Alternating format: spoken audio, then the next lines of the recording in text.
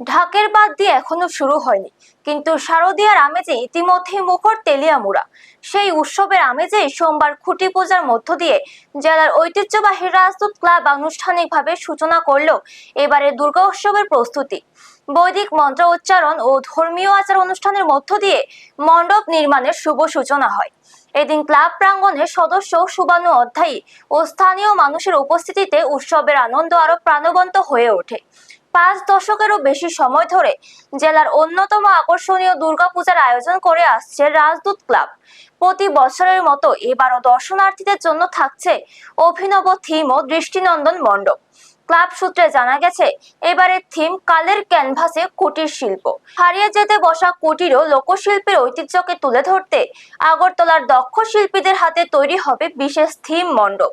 পাশাপাশি থাকবে আধুনিক আলোকসজ্জা, সাংস্কৃতিক অনুষ্ঠানের আয়োজন। ক্লাবের সভাপতি তথা তেলিয়ামুড়া পৌর পরিষদের ভাইস চেয়ারম্যান মধুসূদন রায় জানান, ঐতিহ্য ও আধুনিকতার সমন্বয়ে দর্শনার্থীদের জন্য ব্যতিক্রমী অভিজ্ঞতা উপহার দেওয়াই এবারের লক্ষ্য। খুঁটি পূজায় উপস্থিত ছিলেন সহ সভাপতি নৃপেন্দ্র দেব, পূজা কমিটির সম্পাদক সৌরভ দেব, প্রবীর ঘোষ সহ ক্লাবের অন্যান্য সদস্যরা। ব্যুরো রিপোর্ট, নিউজ তৎকাল 24। ইংরাজি শারদীয় উৎসব করতে চলছি রাজদূত ক্লাবের পক্ষ থেকে। আমরা এই বছর তেলিয়ামুড়া বাজারের কথা চিন্তা করে, মানুষের কথা চিন্তা করে আমরা 14 লক্ষ টাকা, কমের মধ্যে প্রায় 14 লক্ষ টাকা আমরা বাজেট বরাদ্দ করেছি। আমাদের এইবারের থিম হচ্ছে কালের ক্যানভাসে কুটির শিল্প। আমরা পুরনো ঐতিহ্যকে হারিয়ে দিয়েছি।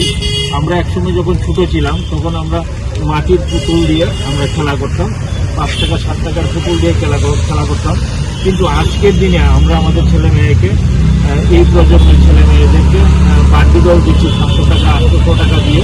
কিন্তু আমরা গ্রামীণ যে ঐতিহ্য, পৌরাণিক যে ঐতিহ্য, সেটাকে আমরা হারিয়ে ফেলছি। সেটাকে ধরে রাখার জন্য আমরা এইবারের যে থিম। আপনারা দেখছেন নিউজ তৎকাল 24।